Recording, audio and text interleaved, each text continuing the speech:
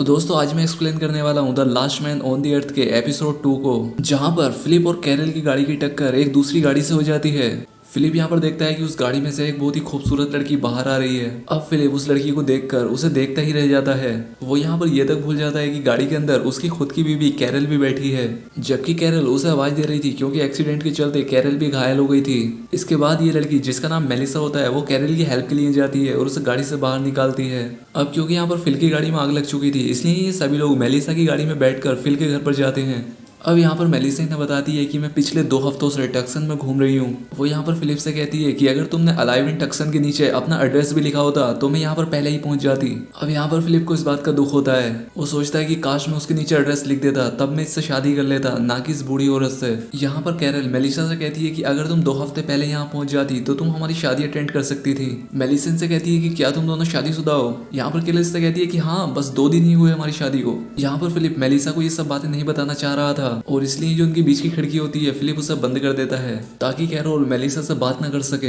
अब यहाँ पर फिलिप मेलिसा से बात करने लगता है, लेकिन कैरल भी बार बार वो खिड़की खोलकर इनसे बात करने लगती थी। अब इसके बाद ये लोग घर पहुंच जाते हैं, जहाँ पर फिलिप मेलिसा पे चांस मारने की पूरी कोशिश करता है, लेकिन यहाँ पर कैरल मेलिसा को फिलिप के बारे में बताती है। वो कहती है कि फिलिप शादी से पहले बहुत बड़ा कबाड़ी था, ये पूरे के पूरे घर में कूड़ा फैला कर रखता था, यहाँ तक कि उसने एक पूल को भी अपना टॉयलेट बना रखा था। अब मेलिसा भी अपने रहने के लिए घर ढूंढ रही होती है, लेकिन फिलिप पूरी कोशिश करता है कि मेलिसा उसी के घर में रह जाए। लेकिन फिलिप के बारे में ये सारी बातें सुनकर मेलिसा के घर में रुकने के लिए मना करती है। वो बगल के घर में रहने का डिसाइड करती है। इसके बाद मेलिसा कैरल के गले लगकर यहाँ से जाने लगती है, लेकिन पीछे से आकर फिलिप भी उसे लिपट जाता है और इस बात से मेलिसा को काफी अजीब लगता है। अब रात में मेलिसा फिलिप के घर पर डिनर के लिए पहुंच जाती है। अब यहाँ पर ये दोनों आपस में बात कर रही होती है, तभी यहाँ पर फिलिप आता है, वो भी अपने एकदम नए लुक में, क्योंकि इसने अपनी बियर्ड को शेव कर लिया था।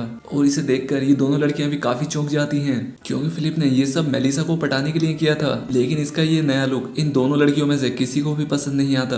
अब डिनर शुरू हो जाता है और फिलिप फिर से मेलिसा के साथ फ्लर्ट करता है और उसकी सभी बातों में हाँ में हाँ करता है, ताकि मेलिसा को लगे कि ये दोनों एक जैसे हैं। यहाँ पर मेलिसा अपने पति के बारे में बताते हुए कहती है कि मैंने अपने पति को किसी और के साथ देखा था, क्योंकि वो मुझे चीट कर रहा था और इसीलिए मैंने उसे छोड़ दिया। अब यहाँ पर फिलिप उससे हमदर्दी जताते हुए कहता है कि वो ऐसे लोगों को बिल्कुल भी पसंद नहीं करता। और अब इसके बाद जब मेलिसा यहाँ से चली जाती है, तब कैरल फिलिप को उसे अपने बिस्तर पर बुलाती है ताकि ये अपनी पॉपुलेशन को बढ़ा सके, लेकिन फिलिप बहाना करते हुए कहता है कि आज मेरी तबीयत खराब है, मैं आज नहीं कर सकता। अब यहाँ पर कैरल फिलिप से कहती है कि तुम्हें क्या हुआ है, क्या तुम्हें मेलिसा पसंद आ गई है। लेकिन फिलिप उससे कहता है कि अरे नहीं, बिल्कुल नहीं, ऐसा कुछ नहीं है। और रात में जब फिलिप सो रहा होता है, तब उसे यहाँ आकर मेलिसा बुलाती है और उसे कुछ दिखाने के लिए, अपने साथ आने के लिए कहती है। अब इसके बाद फिलिप उसके पीछे पीछे जाता है, जहाँ पर कैरल उसका इंतजार कर रही थी और वहाँ पर कैरल होती है, लेकिन फिलिप जोर से चिल्लाकर उठता है क्योंकि उसका एक सपना था। अब इसके बाद अगले दिन फिलिप मेलिसा को दिखाने के लिए अपने घर में वर्कआउट करता है, लेकिन मेलिसा उस पर ज्यादा ध्यान ही नहीं देती। अब इसके बाद मेलिसा उससे एक बाहर खड़ी कार के बारे में पता करती है।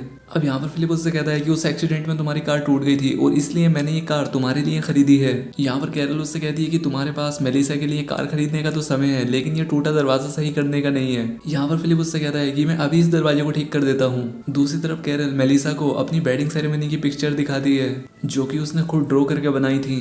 और फिलिप जब दरवाजे को ठीक कर रहा होता है, तब मेलिसा उसके पास जाती है और वो उसे और कैरल को अपने घर पर बियर के लिए इन्वाइट करती है। वो यहाँ पर मेलिसा से कहता है कि कैरल की तबीयत ठीक नहीं है और इसलिए वो खुद मेलिसा के साथ बियर पीने के लिए उसके घर आ जाता है। और यहाँ पर मेलिसा उसे अपने दिल की बात बताती है। वो कहती है कि मैं तुम्हें गलत समझ रही थी, लेकिन अब मैं ऐसा नहीं समझती, तुम एक काफी अच्छे इंसान हो। अब यहाँ पर मेलिसा नशे में फिलिप से कहती है कि अगर तुम और कैरल शादीशुदा नहीं होते, तब शायद हमारे बीच कुछ हो सकता था। वो कहती है कि मुझे तुमसे ऐसी बात करनी तो नहीं चाहिए, लेकिन तुम इस दुनिया में अकेले आदमी हो। और यहाँ पर मेलिसा वही बातें कह रही थी जो कि फिल सुनना चाह रहा था। अब इसके बाद वो कैरल से अलग होने के लिए तुरंत उसके पास जाता है, लेकिन वो यहाँ पर पाता है कि कैरल उनका मैरिज फोटो बना रही थी। और ये सब देखकर फिलिप का तलाक के लिए बात करने का मन ही नहीं होता। अब इसके बाद जहाँ पर अलाइव इन टक्सन लिखा होता है, वहां पर हम एक स्पोर्ट्स कार को रुकते हुए देखते हैं और उस कार से एक आदमी बाहर निकलता है, जिसका मतलब था कि कोई और भी है जो अभी जिंदा है। और अब इसके बाद वो आदमी भी टक्सन की तरफ बढ़ने लगता है। दूसरी तरफ हमें इन तीनों को बातें करते हुए दिखाया जाता है और ये तीनों यहाँ पर शराब पी रहे होते हैं। कैरल मेलिसा को उसकी और फिलिप की शादी के बारे में सभी बातें बता रही होती है, लेकिन यहाँ पर फिलिप नहीं चाहता कि कैरल इस बारे में बात करे। अब इसके बाद जब कैरल यहाँ से चली जाती है, तब वो कल की बातों के बारे में मेलिसा से बात करता है, लेकिन यहाँ पर मेलिसा उससे कहती है कि वो सब मैंने तुम्हें नशे में बोल दिया होगा और मैं इसके लिए काफी शर्मिंदा हूँ। लेकिन वो फिलिप से कहती है कि तुम शादीशुदा हो और इसलिए मेरे और तुम्हारे बीच कुछ नहीं हो सकता। और यहाँ पर फिलिप उदास हो जाता है क्योंकि उसकी शादी के चक्कर में ऐसा नहीं हो पा रहा था। अब अगले दिन फिलिप को एक आइडिया आता है और वो इस आइडिया के बारे में अपने बॉय फ्रेंड्स को बताता है। वो यहाँ पर कहता है कि अगर मैं खाली केरल को प्रेग्नेंट करता हूँ तो जो बच्चे पैदा होंगे उन्हें एक दूसरे के साथ ही पृथ्वी की पॉपुलेशन को आगे बढ़ाना होगा, जो कि ठीक नहीं है। लेकिन अगर मैं 2 औरतों से बच्चे पैदा कराता हूँ तब वो एक दूसरे के साथ रह सकते हैं। अब फिलिप को ये बात कैरल और मेलिसा को और बतानी है। अब इसके बाद अगले सीन में फिलिप मेलिसा के घर पर जाता है और वो उससे कहता है कि क्या तुम पृथ्वी और इंसानियत के लिए कुछ चाहती हो। जब वो उसके एक हाथ को चुनती है तब वो सोचता है कि अच्छा ये भी मेरे साथ सोना चाहती है और पृथ्वी की पॉपुलेशन को बढ़ाना चाहती है। अब इसके बाद वो कैरल के पास जाता है और यहाँ पर रोने का नाटक करने लगता है। जब कैरल उससे पूछती है कि तुम्हें क्या हुआ है तब वो अपने होने वाले बच्चों के एक दूसरे के साथ रहने वाली बात को इससे कहता है। अब ये बात सुनकर कैरल को भी काफी खराब लगता है और इसलिए फिलिप मेलिसा और कैरल से होने वाले बच्चों के बारे में बात करता है। लेकिन कैरल ऐसा भी नहीं चाहती थी, जिस पर फिलिप उससे कहता है कि तुम इस बारे में एक बार सोचो। और वो यहाँ पर कैरल को ये भी दिखाता है कि मैं सिर्फ तुम्ही से ही प्यार करूंगा, लेकिन मैं पृथ्वी को बचाने के लिए कुछ भी करने के लिए तैयार हूँ। जब यहाँ पर कैरल को फिलिप से इस बात का पता चलता है कि अगर वो शादीशुदा ना होता तो वो उसके साथ सोने के लिए तैयार थी, तब वो फिलिप को गुस्से में घर से बाहर निकाल देती है। अब इसके बाद मेलिसा फिलिप के पास आती है और वो उससे कहती है कि तुमने अपनी वाइफ से क्या बकवास की है। वो भी यहाँ पर इसकी इंसल्ट करती है और गुस्से में यहाँ से चली जाती है। अब इसके 3 घंटे गुजर जाने के बाद ये दोनों उसे घर के अंदर लेती हैं। अब यहाँ पर फिलिप को लगता है कि उसे जल्द ही इन दोनों से माफी मांग लेनी चाहिए। अब यहाँ पर कैरल फिलिप को मेलिसा के साथ रहने और उसके साथ सोने की परमिशन दे देती है। यहाँ पर फिलिप को लगता है कि शायद ये उसके साथ मजाक कर रही है, लेकिन जब मेलिसा उससे कहती है कि मैं तुम्हारे साथ रिलेशन बनाने के लिए तैयार हूँ, लेकिन तुम्हें मेरी कुछ शर्तों को मानना होगा और मेलिसा के प्रेग्नेंट होने के बाद फिर उसके बाद तुम उसके साथ कभी नहीं सोओगे। अब यहाँ पर फिलिप इनकी बात मान लेता है। अब इसके बाद वो एक रूम में जाता है और एक तकिए से लिपट कर बहुत ज्यादा खुश होता है। अब अगले दिन फिलिप मेलिसा के साथ जनसंख्या बढ़ाने के लिए जाने लगता है। कैरल उसे मूंगफली देती है ताकि उसमें ताकत आए और जितनी जल्दी हो सके वो उसे घर वापस आने के लिए कहती है। कुछ देर के बाद वो मेलिसा को एक रोमांटिक डेट पर बाहर लेकर आता है। वो इस पल को खास बनाना चाहता था, लेकिन मेलिसा जल्द ही अपना काम पूरा करना चाहती थी। लेकिन यहाँ पर फिलिप उसके लिए काफी पटाखे फोड़ता है जिसे कि काफी दूर से देखा जा सकता था और उस कार में बैठा वो आदमी ये सब देख लेता है और उस रोशनी की तरफ बढ़ने लगता है। अब यहाँ पर जब फिलिप और मेलिसा आपस में किस करने वाले होते हैं तभी यहाँ पर इन्हें एक कार की आवाज सुनाई देती है। यहाँ पर फिलिप को लगता है कि शायद ये कैरल है, लेकिन जब एक आदमी उस कार से बाहर निकलता है तब ये दोनों हैरान रह जाते हैं और वो यहाँ पर इन्हें अपना नाम टोड बताता है। वो कहता है कि मैं तो मैक्सिको जा रहा था, लेकिन तुम्हारे पटाखे देखकर मैं इधर आ गया।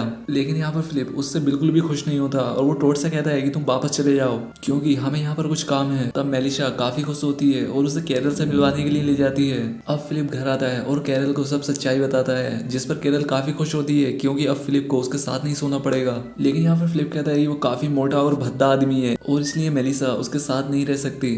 अब इसके बाद इन सभी को बाहर बैठे हुए दिखाया जाता है जहाँ पर ये सभी अपनी अपनी कहानी बता रहे थे।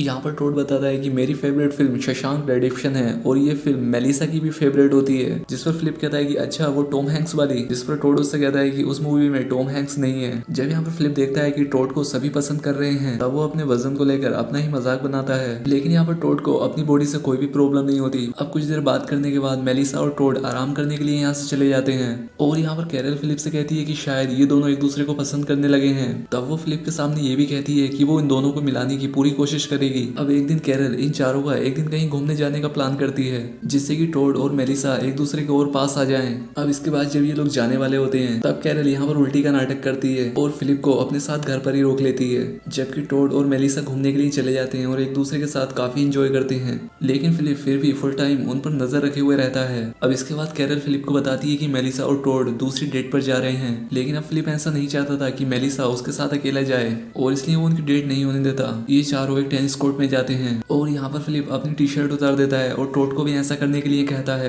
क्योंकि वो सोच रहा था कि मैं ऐसा करके टोड को नीचे दिखाऊंगा। लेकिन टोड बिना किसी शर्म के अपनी टी शर्ट निकाल देता है और यहाँ पर फिलिप को लगता है कि मेलिसा को टोड की बॉडी पसंद नहीं आएगी, लेकिन मेलिसा टोड के पेट के किनारे पर एक निशान देखती है। यहाँ पर टोड मेलिसा को बताता है कि जब मैं छोटा था तब मैंने अपने भाई को अपनी किडनी दान कर दी थी। अब यहाँ पर कैरल और मेलिसा को उससे और भी ज्यादा हमदर्दी हो जाती है और वो उसकी बातें सुनने लगती है। यहाँ पर फिलिप उन दोनों का ध्यान बटाने की पूरी कोशिश करता है, लेकिन वो दोनों टोड की बातों में खो गई थी। वो यहाँ पर कहता है कि मेरा भाई मेरे किडनी देने के बाद भी बच नहीं पाया और इस बारे में बात करते हुए टोड की आंखों से आंसू आ जाते हैं और इसके बाद वो रोते हुए यहाँ से चला जाता है। थोड़ी देर के बाद कैरल और फिलिप टोड को देखने के लिए जाते हैं और वो यहाँ पर पाते हैं कि मेलिसा टोड को किस कर रही थी।